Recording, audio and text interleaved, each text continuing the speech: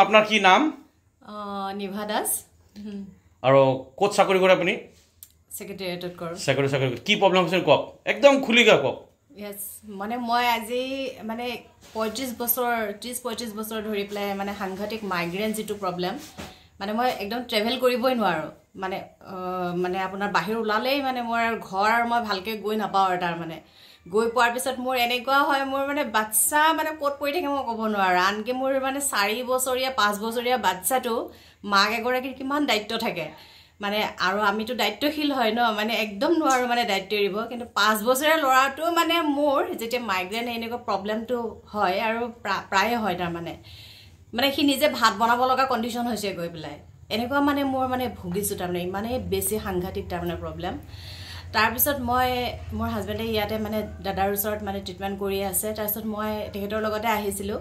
তাৰপিছত আহি পেলাই সেইদিনাও মোৰ মানে মূৰ বিষাইছে। মই আচলতে ট্ৰিটমেণ্ট কৰিম বুলি অহা নাছিলোঁ। তাৰপিছত মূৰৰ বিষ বুলি কোৱাৰ কাৰণে দাদাই ক'লে যে মানে ঠিক হেৰি কিয় কোৱা নাই মোক, মানে তুমি শুই দিয়া কৰাচোন। তাৰপিছত মই মানে এনেকুৱা সেইদিনা প্ৰথম যিদিনা কৰিলোঁ সেইদিনাখনে মোৰ ইয়াতেই মানে 80% প্ৰায় কমিয়ে গৈছে।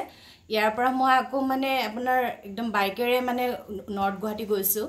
তাৰপিছত ঘৰ গৈ পাইছোঁ, একদম মানে প্ৰব্লেম নাই। তাৰপিছত নেক্সট ডে তাৰপিছত মই আকৌ কৰিছোঁ। মোৰ মানে এনেকুৱা প্ৰব্লেম হয় মানে মই মানে কেনেকুৱা হয়, মোৰ মানে বাহিৰত যেতিয়া ওলোৱাৰ আগতে মই মানে চাহকাপ নাখালে মোৰ বিষাব নেকি এই বস্তুটো মানে সাংঘাতিক মানে ভয় এটা থাকে। মানে মই এওঁ গম নোপোৱাকৈ মই অফিচ অহাৰ আগতে মনে হ'লেও চাহ একাপ খাই আহোঁ, মানে গাখীৰ চাহ একাপ। তাৰপিছত মানে হাতত মানে মোৰ মেডিচিন, হাতত মোৰ মানে খোৱা বস্তু মানে মোৰ ইনষ্টেণ্টলি মানে খাব নাপালেই মানে 1 ছেকেণ্ডত মানে মোৰ বিষটো যদি মই কমাব নোৱাৰোঁ লগে লগে, তেতিয়া মোৰ যিমানেই ভাল ঔষধ নলওঁ কিয় কিবা নলওঁ কিয় মোৰ তাৰমানে একদমেই মূৰৰ বিষ নকমে। তাৰমানে মই একদম ইমান ভুগিছোঁ। তাৰপিছত আৰু দাদাই সেইদিনাখনে মানে ঠিক আছে তুমি কৰাচোন। তাৰপিছত মই দাদাৰ ওচৰত কৰিলোঁ। তাৰপিছত নেক্সট 2 দিন মানে মই যেতিয়া 2 দিন কৰাৰ পিছত মোৰ মানে আৰে মইতো বহুত ভাল পাইছোঁ।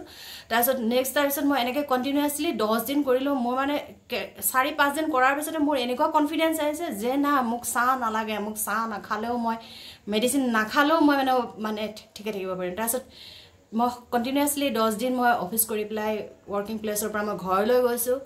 মোৰ মানে ঘৰৰ পৰা ৱৰ্কিং প্লেচ আহিছোঁ, মোৰ কোনো ধৰণৰ মানে বিষ নাই, একদম অন্তৰৰ পৰা কৈছোঁ। মানে কণ্টিনিউৱাছলি মই মানে 10 দিনমান কৰাৰ পিছতে মানে মই মানে একদম মানে কৈছোঁ পুৰা খোলাকে মানে পুৰা কমপ্লিট ভাল হৈ গৈছোঁ। তাৰমানে কোনো মেডিচিন নোহোৱাকৈ একদম একো মেডিচিন নাই। য'ত মই ট্ৰিটমেণ্ট কৰিছিলোঁ মেডিচিন খাইছিলোঁ, খোৱাৰ পিছত এৰি দিয়াৰ পিছত আকৌ হয় মানে।